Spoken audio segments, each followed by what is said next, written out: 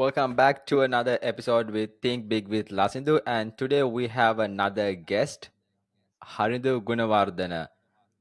Harindu, he has been a friend of mine for a long time. We used to be in the same university. We did a lot of extracurricular stuff. Like he and I both we studied IT, but we never ended up doing anything related to what we studied. I guess I'll let Harindu to give a small introduction about himself. Like just tell everybody who you are. Hey, just before we jump into the episode, give me 30 seconds. First of all, thank you so much, seriously, if you are tuning in. I started this podcast with nothing but a mic, a dream, and a fire to share real stories. Not from billionaires or celebrities, but people like you and me who are hustling, grinding, and building. If you are enjoying this, I have got one ask. Follow the show on Spotify, Apple Podcasts, or from wherever you are listening. And if you are watching the show on YouTube, please hit that subscribe button and hit the bell icon. It helps more than you know. I'm going to keep showing up with raw conversations, unfiltered truth, and guests who are still in the fight. So let's grow together. Alright, back to the episode. Hello, hello. I'm Harindu. I am the founder of Rogue Element Limited. So, Rogue Element Limited is a motion picture production and management company. So, what we focus on most is cross cultural narratives, getting stories, setting up stories in different cultures that hasn't been explored on mainstream cinema that much. For example, now I'm very focused on South Asia because now, as many of you know, South Asian cinema is somewhat dominated by Bollywood.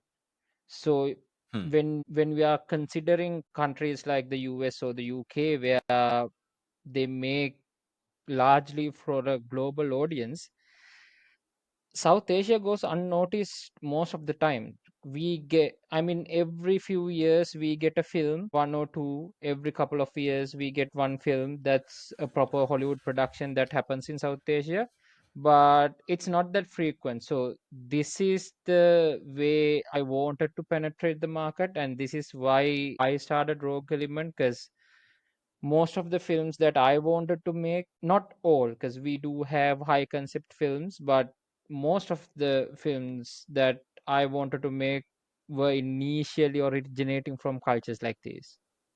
But why you mentioned about in terms of the South Asian film market, it's all Bollywood. How did that happen? Why did that happen? Like why maybe Sri Lanka the economy wasn't up to standards or whatever, but why couldn't countries like Singapore come to that level? I mean, again, if you take a country like Singapore, Singapore itself can't sustain a cinema industry, in my opinion, because it's such a small country. So I'm not sure that if they have a domestic market, but Singapore is a mix of very diverse cultures. You have quite a lot of Chinese, Indian. Hmm. I feel like so they have their own markets because Chinese cinema is huge there. I've Yeah. seen Hollywood is still big there because I Hmm. know most of the Hollywood companies actually outsource VFX and other stuff to countries like Singapore. And even my background before getting into film, I had a background in advertising, and whenever we would do a high budget commercial, we would take it to Singapore for post production because they have some of the best technology in this region. I think the to answer your question, to be honest, now Bollywood, India is a massive country and Yeah. they have a huge population. It's dominating this region, and Bollywood has been around for a very long time, and they've had the money to make big budget films. The stars are bigger, Yeah. and whatever money you put into a Hollywood film, for example, you put out a new Amir Khan movie, Salman Khan movie, there's a chance that that specific film can make more than 10 times the investment. So that is there. So Yeah. that's the main reason the in especially in this region because even as Sri Lankans, we used to consume quite a lot of Bollywood films growing up. Yeah. Now Yeah. it has That's true. broken into different. whole new so we are familiar with the whole Hindi Bollywood films, Yeah. but because when we were growing up, we didn't have the Malayalam. I mean, it was there, but it wasn't really popular. But now recently, they've had a major boost. Now Malayalam films are even more popular in countries like Sri Lanka. Yeah. How did Yeah, that so happen? that Like I think. I have seen like people are watching a lot of Malayalam movies. Like, even when I was back in Sri Lanka, people were suggesting me like, did you watch that? Did you watch this? I haven't watched much, but I have watched couple of movies. I mean, like not gonna lie, I mean they're not realistic at all. Most of them are just like, you would hit from a banana and person would die kind of movies. But then again, they have become such a, I mean, they have won such a popularity among the Sri Lankan audience. Like, how did that happen? I think the one you are referring to, that style of film, type of Malayalam films you are referring to, I think that was mainly when we were growing up. But the Yeah. modern Malayalam market is completely different. It's more Hmm. character driven, more plot driven, and they have these crazy plots, and they do venture out to certain areas that filmmakers in this region usually don't go to. Like they do a bit of sci-fi, they do a lot of thriller, they do psychological thriller. So they are not afraid to explore cinema as a whole. So they look into certain, so when you actually look at certain Malayalam films, plot wise they are very strong. They are right up there with any other Hollywood film. The only difference is it's made here. And Yeah. Malayalam films, I think they get much less money because it's not as big as Bollywood, and they don't do that big budget films, and it's not as commercial. It's that it's a niche market. For example, now if you take Bollywood, you can take any average Bollywood film as anything that a major studio puts out. Now, for example, Universal or Warner Brothers, it's like that. So you have Bollywood, but then the Malayalam market, with more character driven, more plot driven, overall with great stories, caters to a niche market, same Yeah. as studios like A24 Neon does in day to day market. Yeah. I guess that makes sense because you mentioned about how Bollywood movies would become a hit if they put either Salman Khan or Shah Rukh Khan into these movies. How important it is to sort of cast the right actors for a role. Can sort of casting change the whole story and the whole narrative of the movie, and like how important that is? Yeah, definitely. Because casting to me is the key, because that's how you communicate what happens on your film to your audience.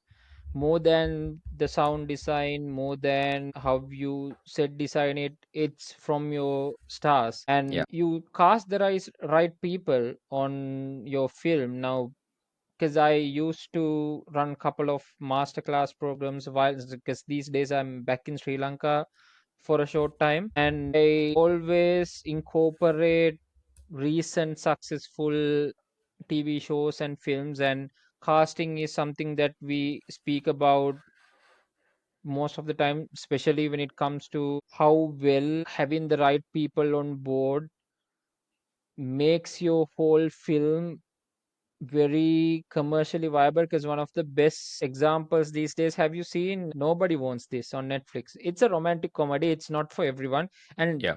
especially not for me as well, because I it's not my thing. I never watch Yeah. romantic comedies.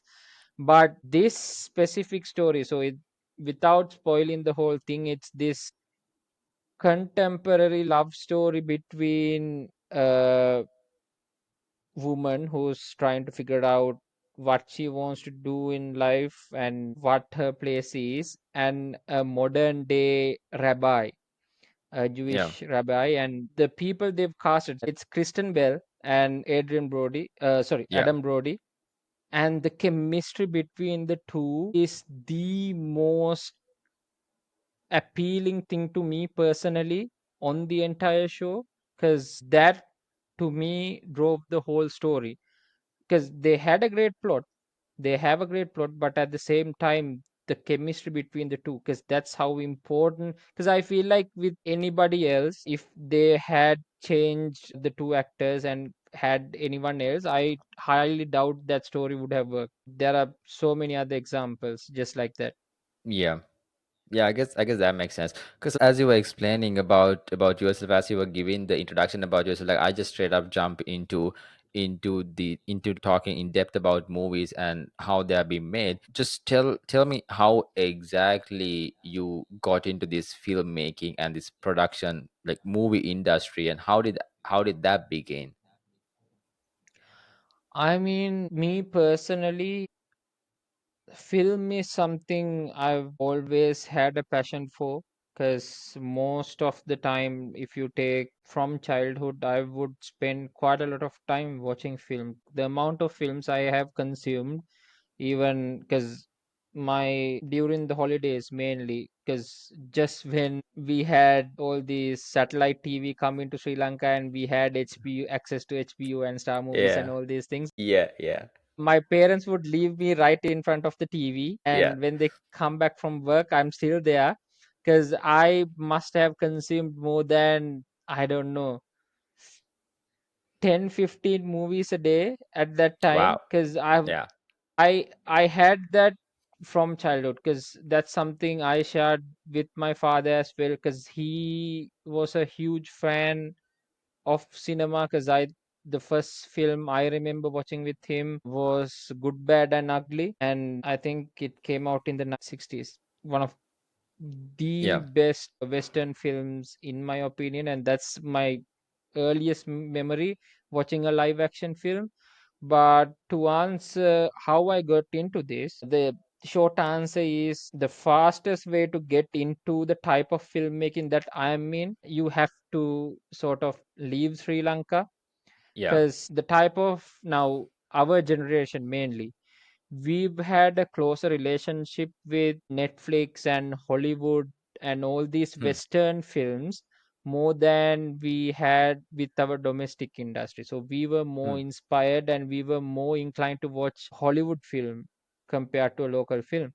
And that's completely fine. That's okay, because everybody's taste palettes are different. And Hmm. for me personally, what I wanted to do is make that type of movies. And even though Sri Lanka has been in the industry for now, have been making films for the past 70 years, I don't think we've really mastered the craft of it, because I mean, technically we are very sound, but when it comes to really understanding what film is about, we are lacking, because we've never really evolved. We are still in that early 90s or the early 2000 golden era, and we haven't really managed to evolve from that to what the modern world is asking for in entertainment like cinema.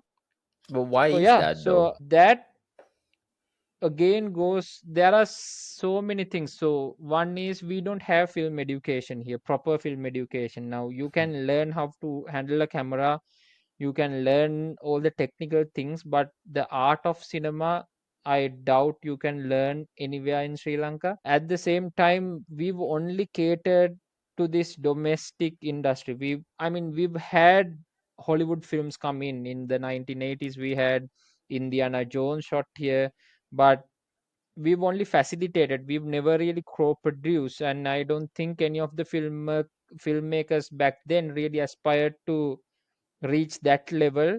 They only catered this domestic market, and by doing that, in a way, we got cut out of the whole global filmmaking pipeline. And this is a people industry. You need to have your connections, you need to know people in order to make it in this industry. And that was, even for me, that was one of my biggest reasons that which I wanted to live. I wanted that education, needed the proper education, because I wanted to be a producer, and role of the producer in Sri Lanka is something completely different to what it actually is. So here it's more like it's just a title that you give to whoever who puts the money into the film. But when you take a producer, it's something completely different. it's much more. Producer at the same time is an artist and a businessman. It's the perfect blend between two. Yeah. So the business side of the producer understands the market, understands the genres that are working in Mm. the market right now, at the same time understands what the audience wants and how to actually take it to the audience, at the same time how to actually pitch it to the financiers and get the money needed. And again, on the artistic side, preserve what the director wants, what the actors want to do, and still make it not some commercial piece but a piece of art. So that I don't think even I had anybody to really speak to here in Sri Lanka to get advice, because we never really had any producers. I mean, I hardly can name a single other producer, not from our generation. Now, our generation, there are quite a few producers, people who actually went abroad, went to good film schools and studied producing. But a generation above us, I can't really think of any producers that existed in Sri But Lanka that actually functioned as a proper producer. but then again, I would argue like the global film industry is massive. It's pretty much making sometimes, I mean, Hollywood and Bollywood, like, generating billions of revenue every single year. And as we have been making films for the past, I don't know, 50, 60, or 70 years, why haven't we really evolved and try to generate that sort of revenue to our motherland? Is there a political play for that? If somebody was there to, like, pursue that and sort of try to bring that kind of a exposure to Sri Lanka in terms of the film industry, they could have been able to make so much money as well. So why nobody did that before? And what's the urgency that you have right now to not do it? I mean, industry politics are everywhere. Any industry, you take the Sri Lankan industry, the US, the UK, the politics within the industry, it doesn't change. But the thing is, the biggest issue Sri Lanka had, that we didn't have people who knew how to play the role of the producer in order Mm. to bridge this gap. So we never really had producers. So the title producer became sort of a glory title where it's just some guy who puts in the money and gets the title of the producer. So Yeah. that person, that guy wasn't really producing the film. So he was just putting in the money and sitting back waiting for the profit. So filmmakers never really had the input of the producer how to take the films global. So they were, every single film they made were very niche, could only be understood by the local communities and the domestic market. And the other thing is, filmmakers then tend to, because filmmakers, when they don't have the proper guidance, especially directors and writers, then they start to do whatever they want. Then they started criticizing the politics, social issues, and our industry kind of broke into two. We had our historical stories, because we were, for a while in Sri Lanka, we were just running on historical movies from, because we do have a huge history that goes back thousands of years, and they were just remaking whatever that happened. And that, and then we had the civil war, and that became one of the widest spoken subjects on cinema. And for the past 10, 15 years, any movie that managed to break out of Sri Lanka, at least go to an international festival, was something surrounding the civil war. And to this day, I still get people who still thinks, okay, talking about the civil war is the only way of getting out of, getting our stories Yeah. out into the world, which is not true at all. Because, okay, we've had, if you just take war for example, very rarely a global markets has and want and a need to watch a film on a very small country, a war that happened inside a small country. Because there is no, there you have the diaspora market. Other than the diaspora market, our diaspora market is not even that big anyway. But um, there are much bigger wars. You have the Cold War, you have the bigger world wars, because Yeah. films that are surrounding them, those people can connect with. and none of the global audiences except for the diaspora can really connect with a civil war that took place in a small country with 20 to 22 million odd people. Yeah. Yeah, I mean, I never thought about it in that way, but when you sort of put the things out like that, it actually makes sense. Yeah, I mean, I would love to watch a movie around those things because I was a part of it. I've been there and heard stories about it since my small days. So I would love to watch a movie around it. But then again, now that I'm living in Australia, would an Australian would love to watch a movie? I don't really think so. In terms of creating global, I mean, movie for with the global expose, I don't think that's the way to go. But I mean that's one of the reasons why I named this podcast as Think Big. People are always Mm. thinking small instead of like you mentioned about the generations, that the current generation, that right now we have a couple of people who are good producers and good directors and all this stuff. I have this thing that I've been thinking for the past couple of days also. Right now we are kind of living in a sort of attention economy or a society, and the younger generation, they have very short attention span, not even 10 seconds, 5 6 seconds maybe. And on top of all that, they're not willing to commit to anything. So do you think that the movie industry will no longer be the same in 10 or 15 years time, that people would not go to theaters and watch a movie for 3 4 hours? I mean, it could be a different scenario when it's come to movies like Avengers or whatever. But then again, other movies, because it's just like Avengers is 1 out of 100 movies that could make $1 billion. But then again, there are so many other great movies that people would love to go and watch. But then again, do you think because the younger generation don't have a such commitment level, or they have such a short attention span, they would just go to the theater, buy a ticket, and sit there for 3 to 4 hours and watch a movie? Or do you think it's sort of gonna die in maybe 15 or 20 years time? I doubt that would happen now. The best example is now with COVID, people couldn't really go out for theaters. And streaming platforms like Netflix started booming. I think they made most of their money during that time period. Yeah. And a lot of streamers came into play. The competition started getting massive. But at the same time, right now, I think 2022-23, streamers started struggling again because people started going back to the theaters. Because after all, for anybody who wants to see a film, going out to a theater, it's not just about watching the film. It's an whole experience having Experience, it yeah. played out on the big screen.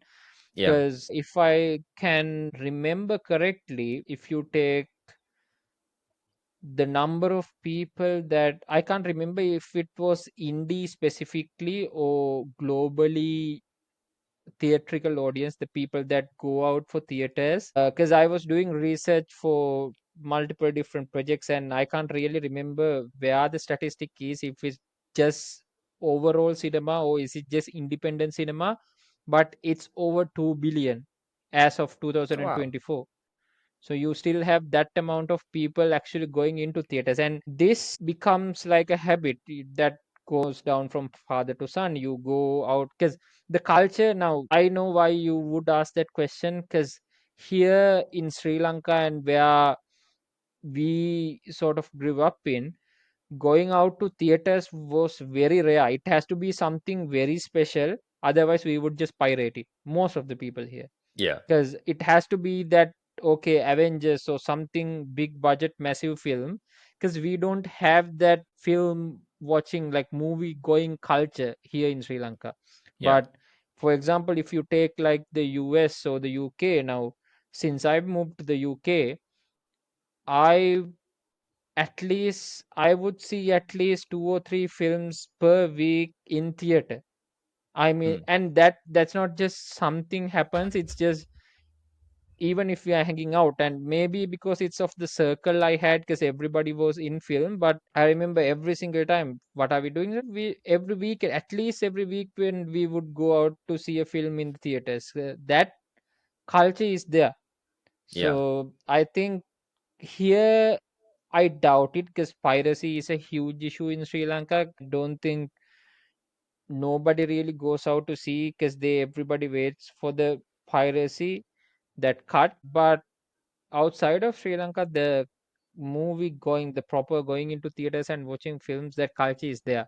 So Hmm. I highly doubt it'll die down. Feel, because now post COVID, even how you experience film has changed. Now, when we were studying film, there was just one category of film, it's just film.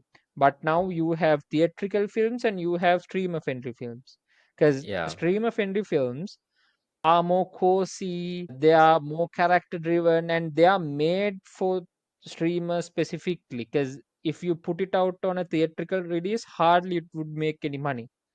So Hmm. that separation is there now, and in 10-15 years we'll have another break in, I mean, hard to say, because this is a very unpredictable industry. Yeah.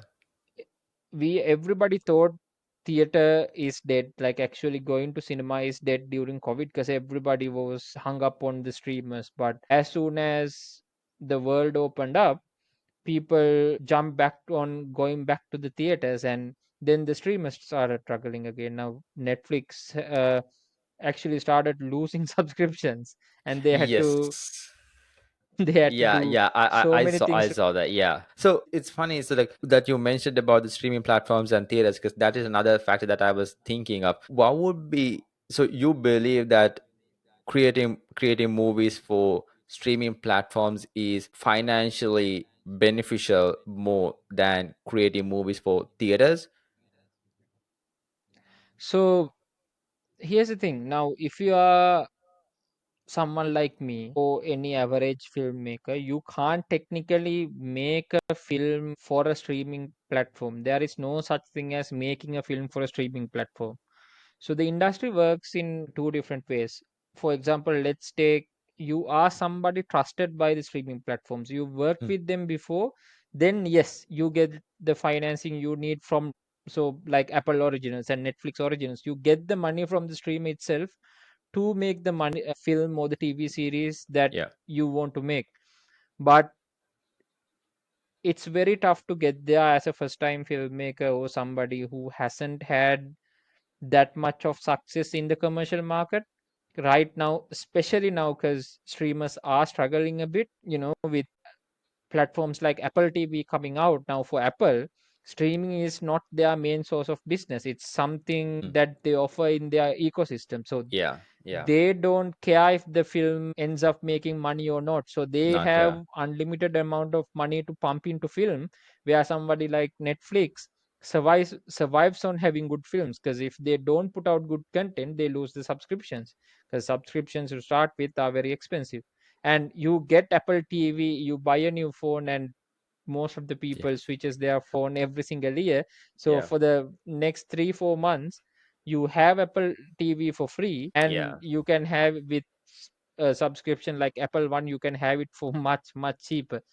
So the only way you can get into a streamer is you either win a big three festival, a main festival, Hmm. you headline a main festival. That's how an independent film would potentially end up in a streamer, but with a streamer. But it's very hard to, come up with a film concept and say, okay, I'm making this for Netflix, and just go and make the film and go in front of them and hope that they would take the film off of your hands. Because now even the streamers have built sort of a brand value around them. Now a best example is A24. Now when we say A24, then and there you get this idea in your head what an A24 film looks like, the look and the feel of it, the Hmm. experience you are going to have when you watch A24. So this has gone into the streamers as well. Now Apple TV is compared to something like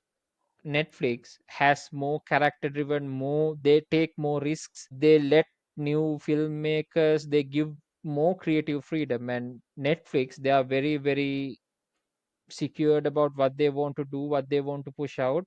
Because one wrong step, that means they lose quite a lot of subscriptions. So yeah, to answer your question again, there is no such thing as making a film for a Yeah, streamer unless you right. get commissioned by the streamer itself. Just make movies, make the films you want to make.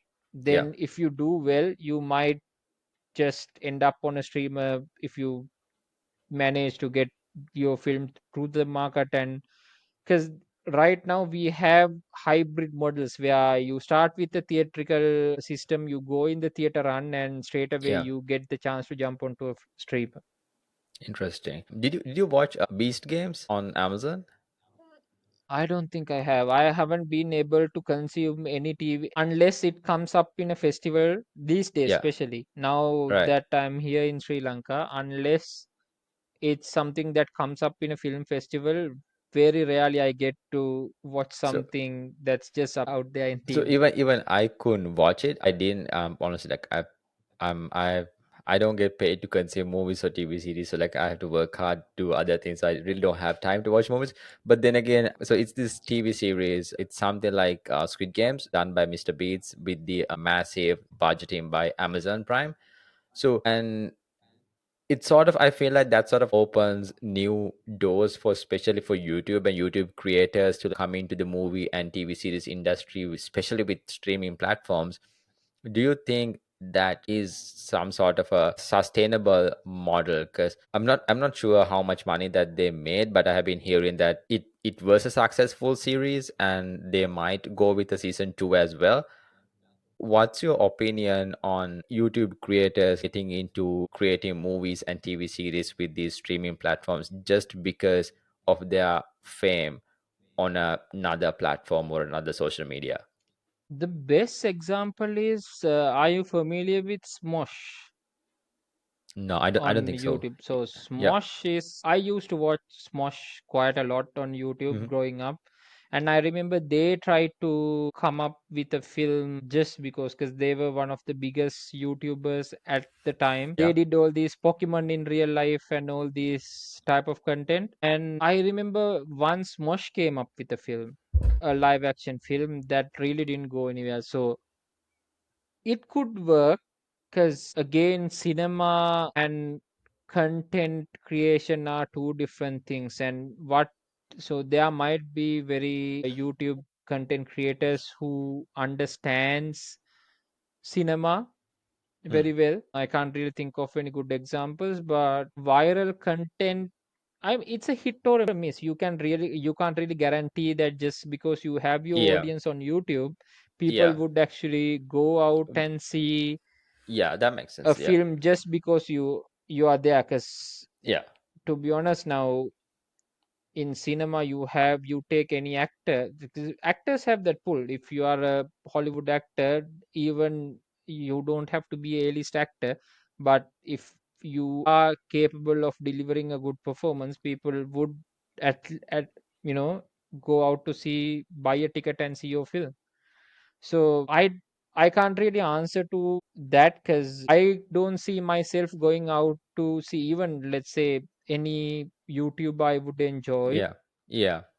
just because that person has a cinema out, Yeah. a film out. I like, even I would wait for it to come up, pop up on a streamer, or Yeah. eventually end up on YouTube or somewhere, because I don't see myself going out to buy a ticket unless Interesting. it's an actual film. It's not a content on the big screen. There's a difference between making a film. If they are making, because okay, now the best example I can give you is, you're familiar with High School Junkies. It's a local Yeah. team that has been primarily, their content has been, somebody like Kehelmala Studios. Now even Kehelmala Studios here from Sri Lanka, they do quite a lot of YouTube content.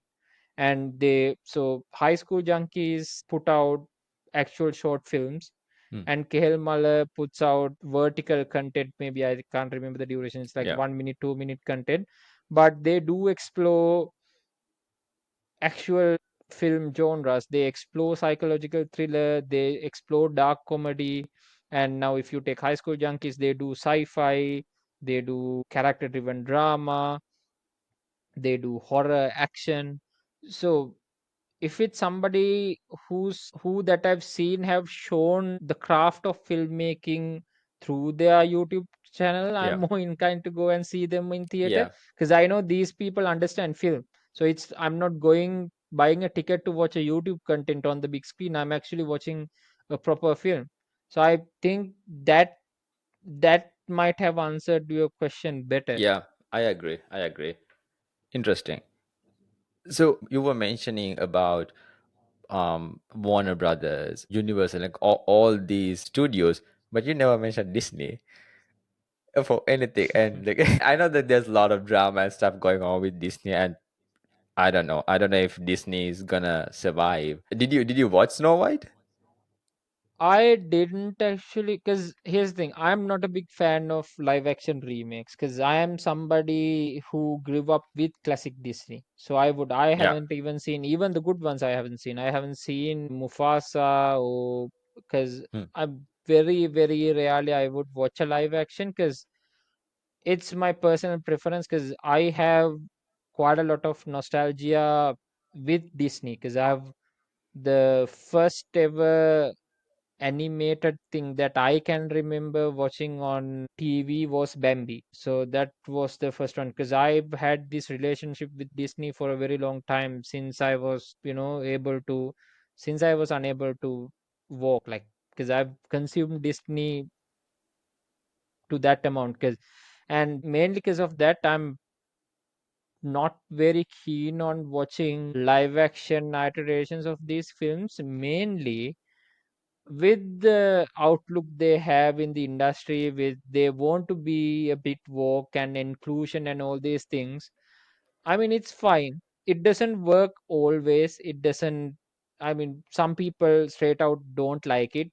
Me Hmm. personally, I don't really care, because I'm much happier rewatching one of their classic animation films rather than revisiting it as a live action form, because I felt like it the magic was with the animation, and especially with a company like Disney.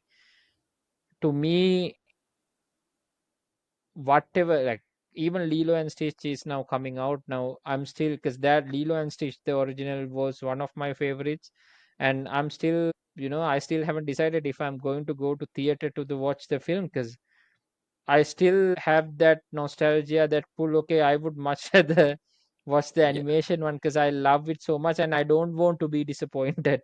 Yeah. Because if Yeah. it's See, the thing with me is, as I mentioned earlier, I feel like I don't have time to watch movies. So I rarely watch movies anymore.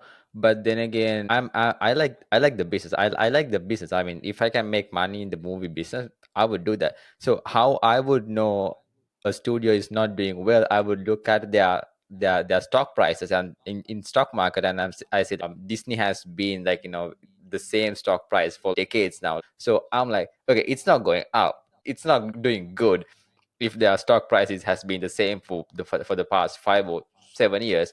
So then I would know, okay, this doesn't make sense. Like, yeah, well, like this company is not gonna take me anywhere even if I invest on this. So that's how I would know if a movie studio is not doing well, if their stock price hasn't gone up.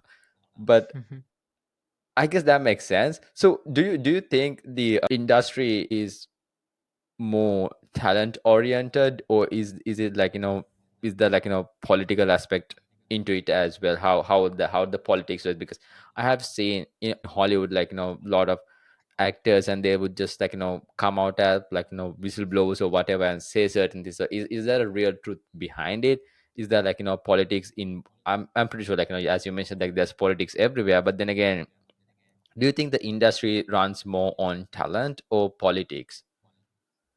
industry do run on talent, because industry is more welcoming for new talent, especially with the rise of independent studios, because we've never really had independent cinema come up to a, because for the majority of the time Hollywood was dominated, it's still dominated by the major studios, but at the same time independent cinema was slowly thriving.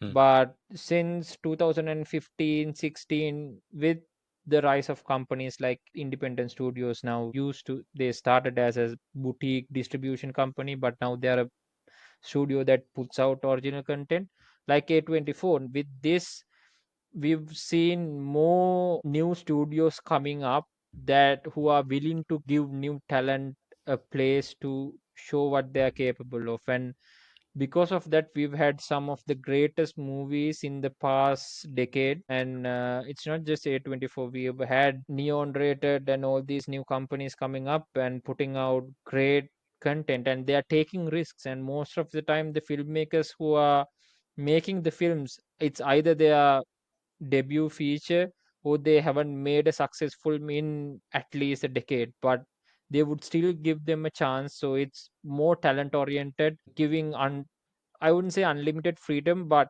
compared to a big studio like Universal or Warner Brothers, they would give them quite a lot of freedom to explore their artistic talents.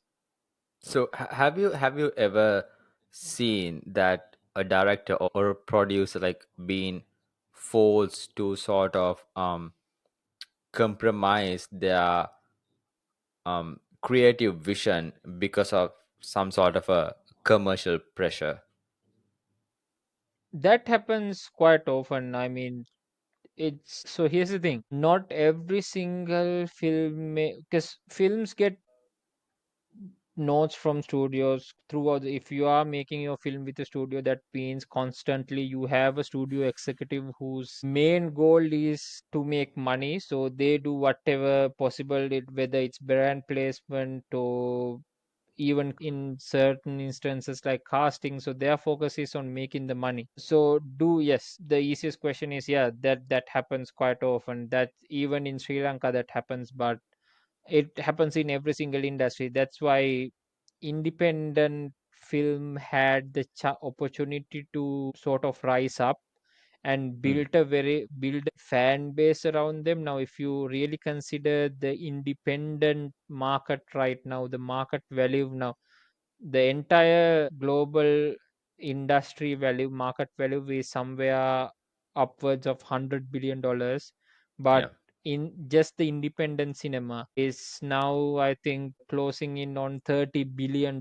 So Yeah. it's Wow. coming up That's because I yeah. think I've seen a $5 billion rise from 2022 to 23, if I'm not wrong, because I Wow. can't remember the statistics exactly. But yeah, so there are ways around it. That's why more and more people are going towards these independent films and going, you know, have the the need to watch more, Hmm. like more character driven, more grounded stories where, where they don't have all these on the nose dialogues and very melodramatic scenes, but more character driven, more grounded in realism, and actually feels that could happen to us even. So that's something that they chase, then that's something trending right now in the market. How difficult is for someone to get into film industry? It's very difficult. So in order, it depends on which side you want to get into the Yeah. industry, because there are, you can be a producer, you can be a writer, you can be a director. So you can be a, I would say, if you have a very strong vision and artistic voice and you are very good at what you do, you can very easily become a writer or a director. It's You can be a writer or a director. That doesn't mean you'll be an award winning Oscar Yeah. caliber, globally selling one right away. But I if mean, you if you have a can be strong like right artistic away, vision, yeah, that yeah. So, but you have the ability to be a writer or a director comparatively. I'm not saying it's just easy to do it, but comparatively, if you have that strong artistic skill, you can compare to roles like being a producer. You can much, and if you go to technical roles, is even easier. You get the hang of the camera, the lights, how everything works. You can get into the industry in multiple ways. But if you want to be overall a globally selling filmmaker or globally award winning filmmaker, that takes a lot of dedication, a lot of gut, and a lot of patience, because this industry is one of the most competitive industries in the world. And if you don't have the strength to hang on, it's very difficult to make it in this industry. Because the school I went to, the film school I went, the university is not technically a film school, it's a Yeah. university, and we had one of the best producing programs in the UK, and we had a class of, so our class had 22 to 23 people, and right now I can only think of two or three other people who are actually making Making films films. beside me, myself. Everybody Wow. else, they are either in advertising or marketing or not Wow. doing anything at all. And it has been quite a while since we graduated. Yeah, I remember. I think it was 2 years ago, 3 years ago. Mm. Wow. How was the time period that you spent in UK? How I know it's it. I know. I'm pretty sure. Like, it wasn't easy. How was it? I mean, so I myself, the first time I went to the UK, I had, so, you have, for example, you go to any new country, you have sort of a culture shock, that you go to the country and Hmm.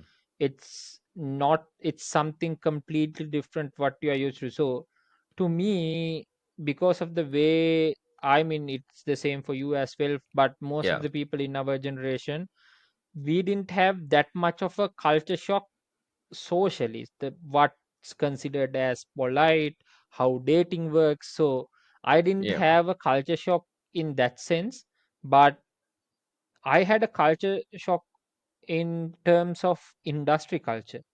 because I've been in the local industry for a while, even though it's not just film, I through advertising and market and all this stuff. And the industry over there, they were very, very incredibly welcoming, and they were willing to, no matter how big they are, because I felt like I had a voice and I had the opportunity to communicate what I had, the art, whether it's the story or the concept I had in my head, to any, even could be like one of the biggest producers in the world or the biggest actors in the world, and still get their feedback and how to develop. They were more inclined to help you, and nobody was really going against each other. Although it was a very competitive industry, nobody was really going against each other. Mm. Everybody wanted to, get to that point and help everyone around them to get to that point also. Because Yeah. even to this day, some of the people that I consider my closest friends from the industry and my biggest mentors are some of the biggest people you can find in this global industry. And if every time I have a concept or an idea, I still go to them, I still pick their brains, see how further we can develop these concepts, and they are still very happy to help.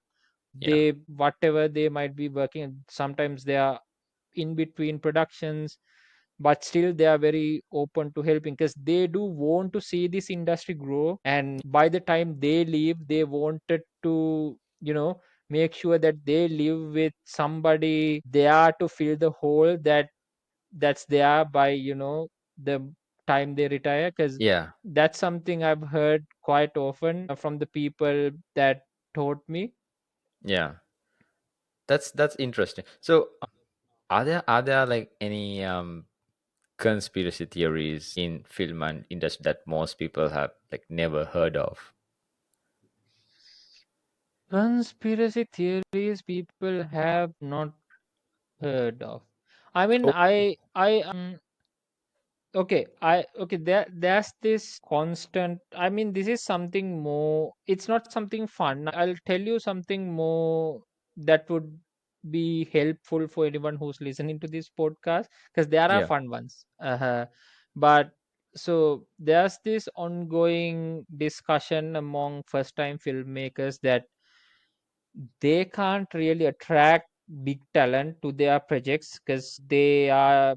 nobody. It's like they haven't really done anything big, and this is their debut feature, which Yeah. is not really true. Because if you are a strong director or a writer and you have the capability to communicate clearly what you have, the if you have something very original and unique, you can very much easily approach any big actor out there, and they Yeah. would 100% will give you a chance to present it to them and pitch them the concept. And if they really like it, there's a chance they would jump in, because this is not something, again, it's not a conspiracy theory, but it's so much like a misconception people have when it comes to this industry, especially among the upcoming filmmakers.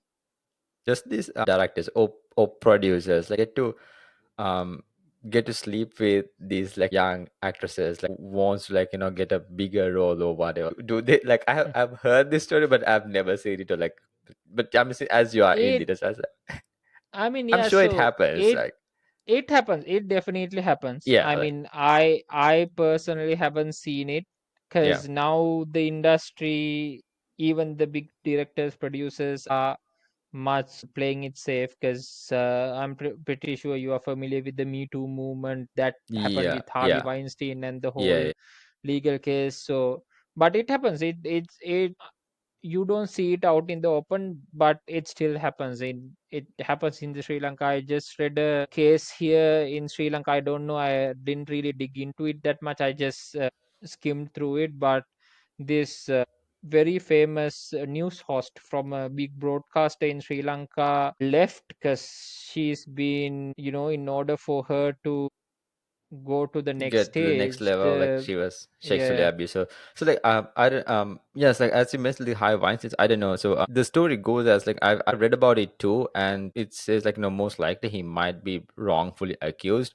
I don't know the real story behind it, but I once listened to this podcast by Candy Lovins, and she was as she how she was explaining about how I mean as like how Harvey Weinstein was innocent, but then again I'm pretty sure like something must have happened up to a certain level or so to like for someone to accuse him, but then again that makes sense. I mean probably like after all that drama and everything probably everyone is trying to play safe, but I'm pretty sure like I mean I think it could happen and maybe someone's like willing to probably like sell their body to get a better role or whatever. I mean it's up to whoever wants to do that, but then again um are there things that nobody sort of like talks about in the industry but they really should?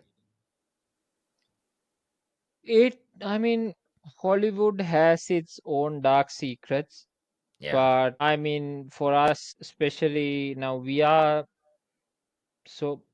new. So we are coming into this industry for the first time. Now, Hmm. we haven't really been exposed to that many of the Hollywood secrets, and I'm pretty sure that there are so many things that I wouldn't talk about in out in the open, but they are not all the time, because I the mean, I main mean, I mean, reason you being, you can like. I mean, it's not like I get millions of listeners to this, but like, just couple yeah, of like couple of like people like just like tentative. no, You can but like yeah, spill the so tea like don't worry about it. Like. I mean, these are things that you are commonly known, because you Google Hollywood's deepest, darkest secrets, and there are enough theories for anybody who's interested to go through them. Yeah. It's just you have to be in the industry to whether clarify if it's actually happening or not. Yeah. Yeah. But So yeah, I mean, it's there. It's there. It's not just Hollywood. It's there here. Even small industries like Sri Lanka, it still happens. So it's nothing new. It has been going on for a very long time, and I hope it changes. But yeah, I mean, see that it's changing. The mm. new talent that are coming out, they are more. They are not everyone's willing to do that sort of things in order to climb up. So yeah, it is changing for the better. What's your thought on? I mean, I guess now the whole world has a different opinion on this, like whole DEI stuff, this LGBTQ stuff, and because I mean even in terms of US in the previous administration, they heavily into this DEI, LGBTQ stuff, and you really couldn't be much creative around them. You had to insert like, certain parts and certain scenes uh, in those particular areas. So now that that sort of like is not a must. Like if you were making a film, let's say in US, and the government or the administration is like, no, you can't make it like that, you have to include certain DEI stuff or whatever, how would you respond to that, and what would you do if you were in such situation? I mean, for the most part, it depends on how you are making the film now. For especially because I don't like to be boxed in. Yeah. That's why I started my own company. That's why I'm not producing under a major studio, because I'm somebody who firmly believes in that stories need to have the freedom to be told the way they are supposed to, with the talent that feels right. Mm. So I don't really look at gender or color or anything when I look at a project. So it comes down to who makes this story better.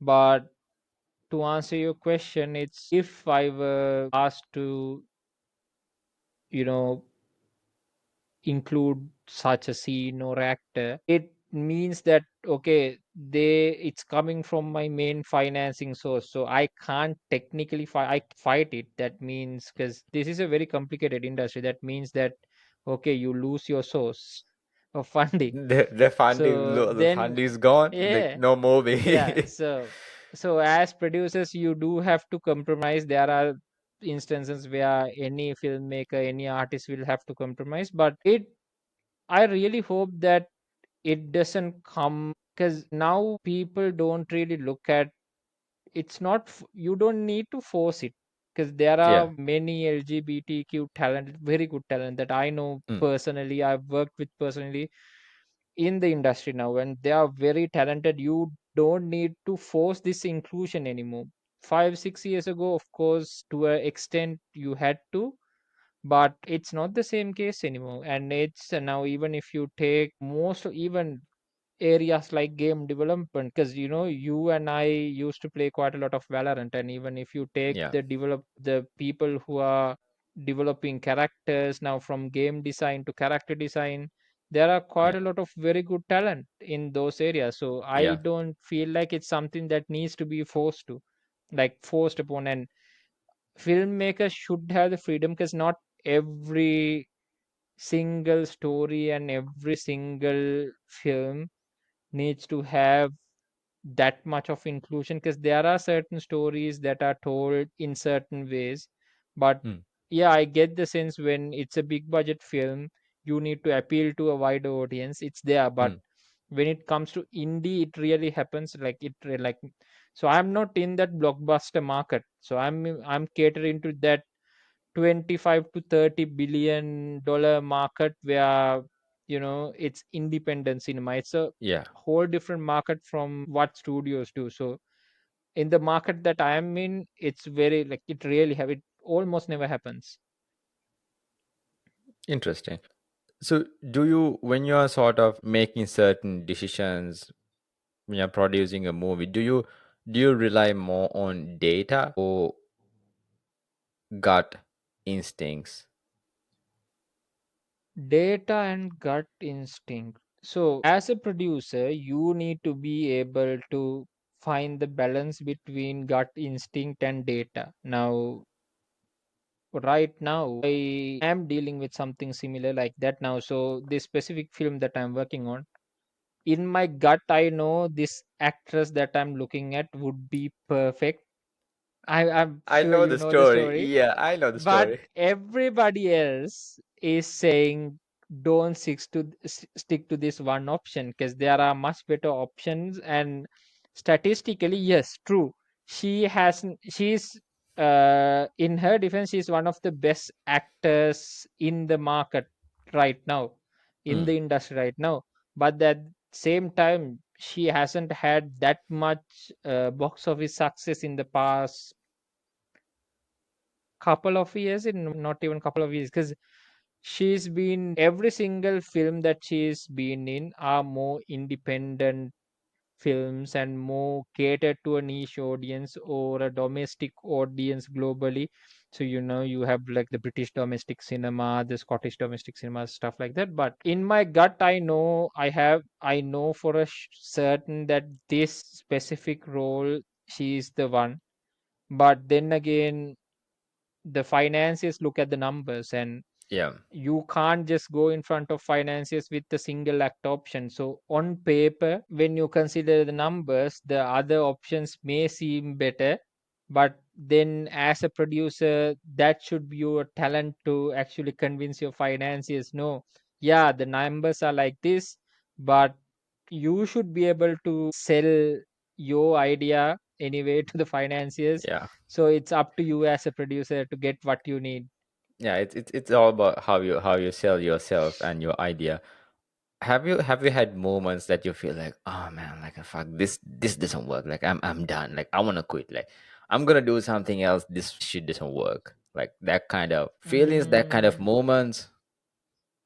honestly, because since I've been here, I've never had that. And because I can't really give you a straight answer because I've never had the word quitting in my vocabulary. Because I Mm, can't remember any instance I said in anything I did. Even so, when I was studying software, I was really bad at it. Wasn't getting the marks I needed, but I still ended up finishing the damn program. So did even you? though yeah, so that's the thing. Ended up, I did all the with the all completed the 3 years, even though I Yeah. didn't come out with a good mark. So I've never really given up halfway, and especially now that I'm something that's very close to my heart and something that I love very much, Mm, it's highly doubt that those words will ever come out of my mouth because yeah. it's a struggle. Like it's very because sometimes you do feel very stuck. Mm, The more because its market is very competitive, and especially for someone like me who has spent 20 odd years living in a country that has been completely cut out of the Hollywood pipeline.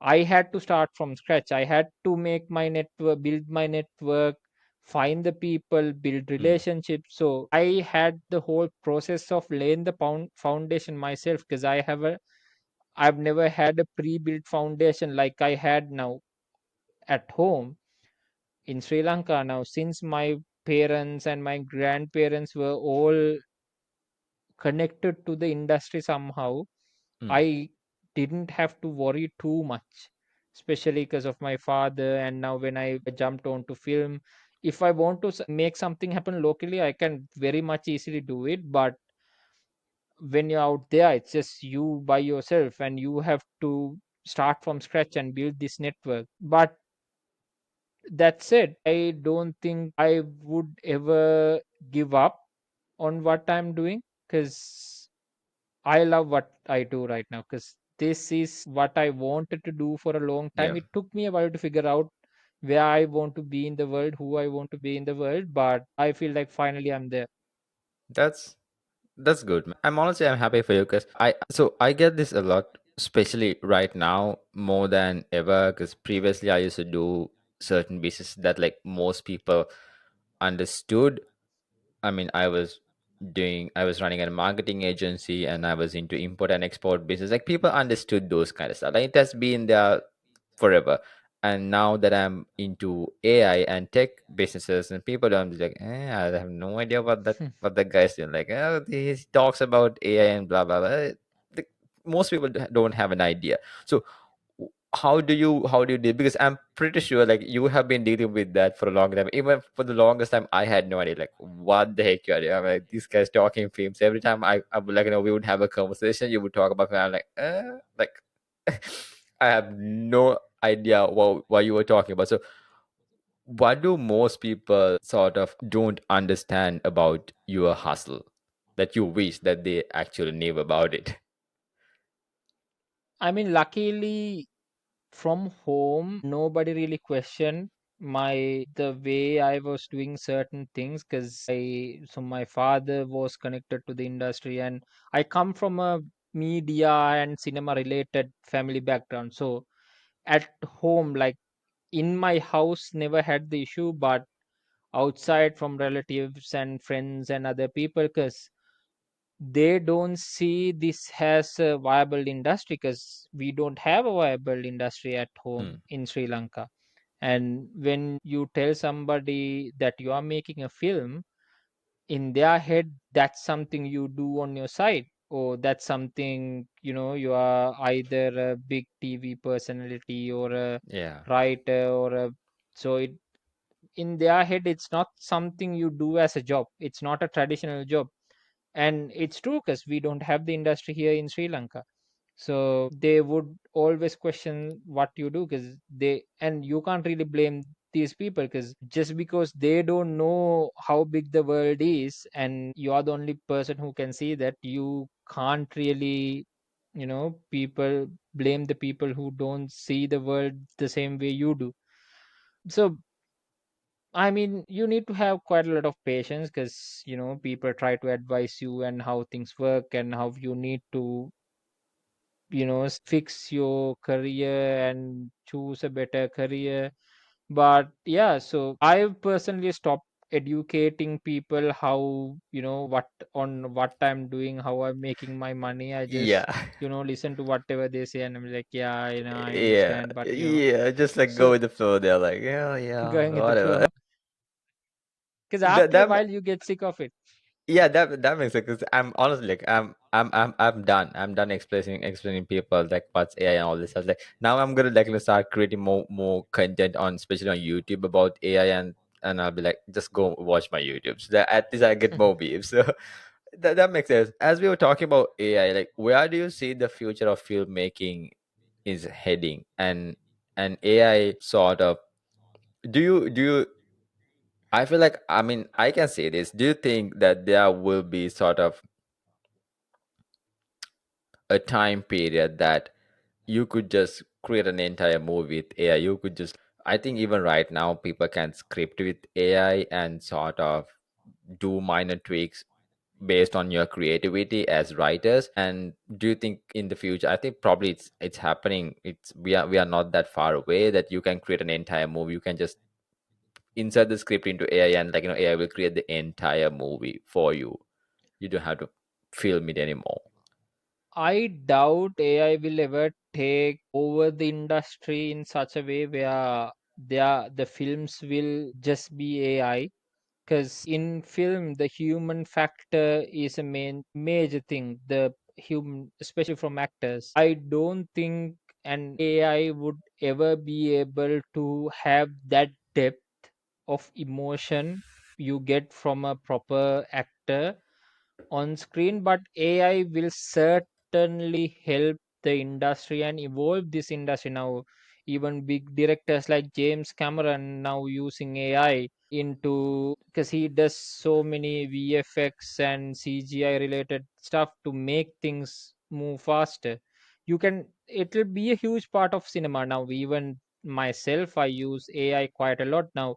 I have the freedom now. Back then, when I'm coming up with original concept, if I had to visually show it, I had to either take reference from pre-made movies, films that are already in the market. Then you Hmm. don't exactly find the same blocking you need with the same lighting you need and with the same sort of look and feel you need. You don't find 100% comparables. But now with AI, you have the opportunity to sort of, because and you don't always have the budget to hire a concept artist. Now with AI, you have the ability to generate more visual images with the proper blocking, with the proper lighting, and the shot you need on AI, and visually convey what you are expecting from Yeah. the cinematographer or the director, or even when you are showing financiers, that what the look and feel is going to be. AI is going to be definitely going to be a huge part when it comes to VFX and CGI. At the same time, research and development in films, because I do AI quite a lot when I do research and development, because now it's much faster. When with the power of AI, you can, especially during the research and development period, for research you can utilize AI much more. That means your conversion rate is much faster, because then you are not spending 2 3 weeks going through a lot of material to find out one single, maybe it's a line, maybe. Because now one of the films that I'm developing right now, and there's this sort of similar thing existed in another book, but and I wasn't sure if it's the same thing that the writer. It's a very famous popular book, and it's book about mythology and all this Greek mythology and all these sort of stuff. And I wanted to clarify, okay, what I'm talking about in this film, is it like a very South Asian fight version of what had took place in this Greek mythology? But I honestly didn't have the time to go through the entire book to find just that part, find the book. So I could Hmm. easily ask an AI to, show them, Yeah. okay, this is what my Yeah. thing is. And Yeah. I think this is similar to this I hear concept you. in this certain book. And, so yeah, AI will be a huge part in filmmaking, in making films better, but I guarantee it will never have the chance to. I mean, maybe in another 50 years, 30 years, we won't know what happens, but definitely I don't think AI would be able to mimic the real human emotion, the emotional depth the actual human actor brings onto the screen. That's interesting. So, but I would argue that sort of people in, let's say, 20 or 30 or even 50 years time, they wouldn't really, I guess, give much attention to that, so that level of human connection in terms of, because even right now I see most people are glued to their phone, most people are glued to playing games and all this stuff, especially the younger generation. And I feel like the reason why they are doing that, that sort of like, create a sort of like mimics the reality that they should be having in the real world, in a virtual world.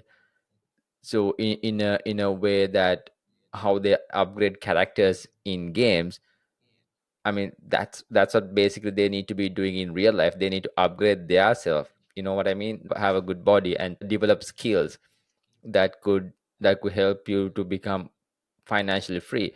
But they would upgrade their characters in video games, but they wouldn't really worry about developing those skills and upgrading their own character in the real world. So do you think that would sort of affect in the future in terms of film industry? I mean, people, when it comes to human connections and all this stuff, because this industry is also evolving, and for people that sort of want to cut them out of this real world and sort of immerse themselves in some sort of augmented reality, the industry has sort of changed to that, immersive new media and things like that. So yes, effect wise, I doubt. There will be changes, there will be both positive and negative changes, because you Hmm. can't really predict what people will go towards in the future. But the way the technology has evolved, you can't really expect people to not. Because even I've always had a phone in my hand for the. I can't, unless I'm in bed, I can't really think of a moment where I've never had a phone in my hand. Yeah. But and compared to our parents' generations, they rarely, pick it up, and we never know what would happen the next, how the next generation is. So only time will tell. But in terms of cinema, there are, I mean, they are not only sticking to this all these theatrical and streaming and Streaming. on a flat screen, showing things on a flat screen. So they are doing things in terms of more immersive, more lifelike, where with augmented reality and new media, Yeah. because we've had so the university I went to is one of the leading universities that really study blending cinema with augmented reality and Mm, creating films that people can experience in real mm, life. And yeah, so we hopefully will see some interesting stuff in the future. But yeah, the effects are there. yeah. It has affected, and industry has sort of adapted to it. Yeah, because I feel like I don't know. So as I'm always working with AI and just trying to understand the facts and everything with AI, I'm curious to sort of find out how these things are gonna play out in the real world, and how AI is sort of like gonna take over certain industries. But anyways, so in terms of, so you are getting started with your movies. I saw this post on LinkedIn that you have done a session with the National Film Corporation, I believe. Like, how did that happen? Like, are you sort of doing these sessions with the local corporations now? How's that going on? It's a yes and no answer. So when first I got invited by Trace Expert City and their whole company Mm. Trace to run a program on international film business, because film business is something that we rarely talk about in Sri Lanka, and how to actually approach this industry as a business. Well, I guess So I'll we have to did a learn about very, that too.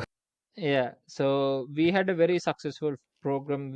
So I was able to bring over guests from some of the leading independent film companies in the UK, like Cornerstone Films and Good Chaos. And we had this program that sort of covered the whole business aspects of cinema. How, as a writer, director, what you should know about the business if you are going to make money doing film, how Mm. to approach that, and global creative strategy, what's trending right now. And along with that, we had a live pitching session which also happened in, I think, for the first time in Sri Lanka, where the Interesting. participants got the chance to actually pitch to a live panel, Wow, industry that's panel. And I that's had, amazing.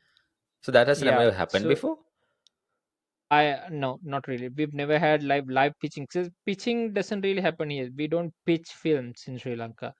We pitch, I Hmm. mean, we do presentations in business, but when it comes to films and stuff, there's no formal way of pitching in Sri Lanka. So we did Wow. live pitching, and the chairman of the film corporation, I invited him as a guest for day two. And so it that was a whole different camp. Now the first session was actually done in English, and Hmm.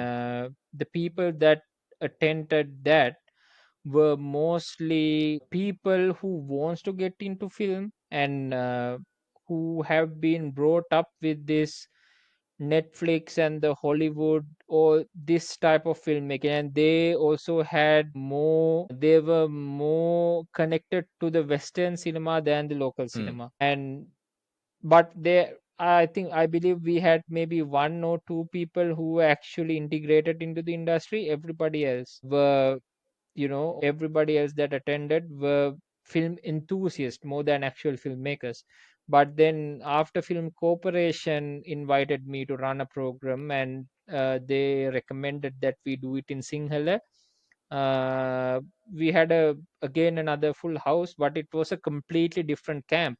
So here we had more industry integrated filmmakers, who have been making films for the past 10 15 years, who have made over, at least 2 3 or more films, who works in the industry and Hmm. in full time and connected to the global local industry in some way. And one thing I realized, having catered to both the camps, the camp that hasn't really gotten into the industry and wants to get into the industry have a more clear vision on what the global needs, the world needs, and they have original ideas that are more commercially viable in that market compared to the camp that's more integrated into the local industry. And that's a question that needs to be answered. How did that happen?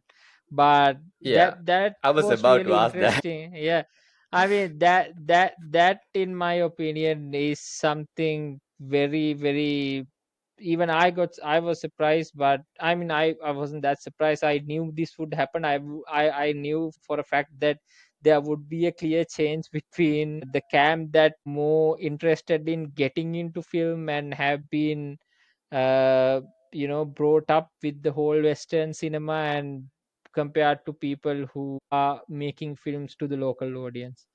I mean, yeah, but either way, it was a really good session that we did. I think probably going to be the last one I run in Sri Lanka for the time being, because I have stacks and stacks of work lined up. Because this year is a very crucial year for me as well, because I do have a big dream where my I need, in order to achieve that, I need to make sure that the slate that I'm working on right now enters the market at least by 2027. Means when you take a look at the timeline, I need to complete development at least by the end of this year.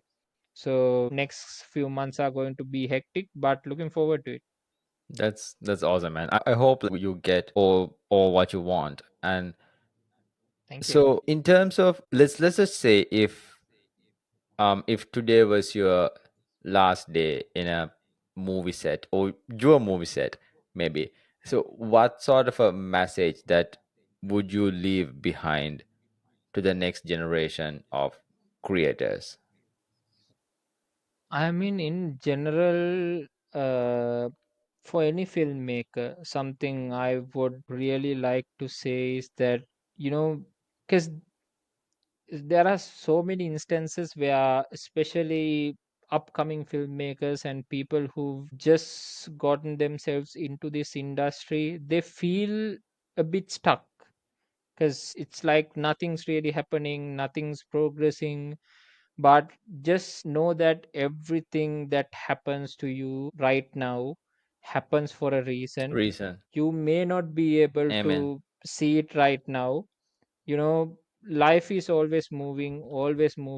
It's always shaping you quietly in the background, so it's building up for something great. So time isn't really your enemy, it's your greatest ally. So if you can't move forward, just stay still for a while, because waiting and having that patience and staying still for a while does not mean you are stagnating.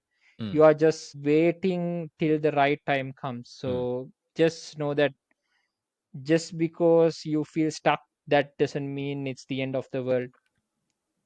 Amen. So, what kind of legacy, I would say, like, do you want to leave behind, or like, what do you want your name to mean in cinema or film industry? I mean, I'm not very, I mean, I don't really, when it comes to legacy, yeah, I do want to leave a name behind. Yeah, that is true, but I don't really care. It's more than myself leaving, yeah, Harindu made great films. I want the films I make speak to that, because what I want to do is make great films that make an impact, Yeah, rather than just being popular myself, for making good films, commercially viable films. My focus is to be a filmmaker that leaves behind films that make an impact, and people talk for years and years to come, and people revisit, and actual films that really make a change in someone's life. that's good, man. I think like, I wish everyone had the same mindset. So, in one sentence, what does thinking big mean to you? Thinking big in one sentence. I mean, in a way, thinking big should be daring to imagine a world that does not exist and stepping into it before anyone believes it's possible to, you know, step into it.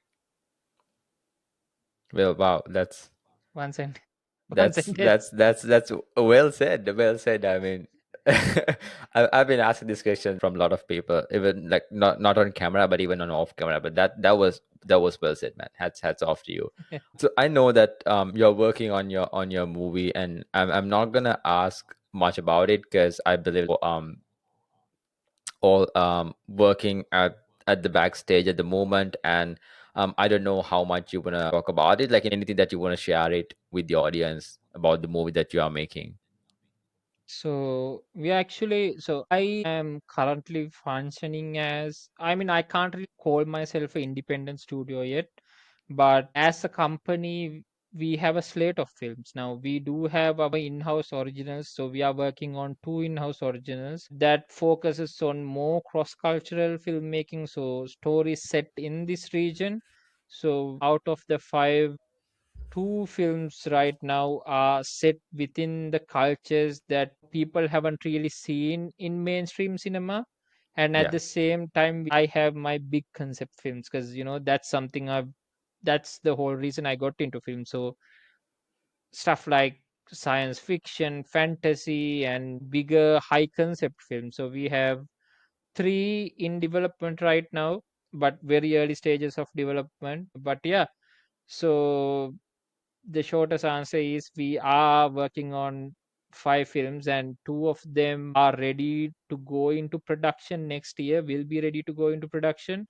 So yeah, you might be able to, you'll get the chance to see a film, one of my, from this under my new label, you'll get to see a film in another maybe 2 years by Wow, 2027. that's amazing. I mean, I wish you all the best and all Thank the you. success that you, the success, the strength, and everything. And at this, maybe like we'll do another episode of podcast with your movies. So that'll be a fun one. And just tell everybody where they can find you, or like where they can connect with you if they have any questions, or if they want to get into movies or the same industry. So, easiest way to get in touch with me, because I'm not big on social media, you can visit my website. It's rogfilms.co.uk, and we don't really accept unsolicited scripts, so don't send me scripts. But you can really reach out to us if you have questions about, okay, if you have an concept and you want to know how to develop it, we are more than willing to have a conversation with you. So how to get in touch with us, you can find on our website, like I said, rogfilms.co.uk. So I yeah, will that's drop where you that can in the find me. description as well. So, man, Harido, it's been a pleasure. It's always interesting to talk with you, like about movies and everything. And I always like learn something new when I'm talking with you about movies and this whole industry. Well, it's a pleasure, and thank you so much. I appreciate your time, and thanks so much for coming on board to Think Big with Lasindu. Well, all right, guys. That's another Yeah, episode, thank you for and having me. of course, man, my pleasure, my absolute pleasure. All right, then, guys, have a good one. Have a good week. Bye bye. Bye bye.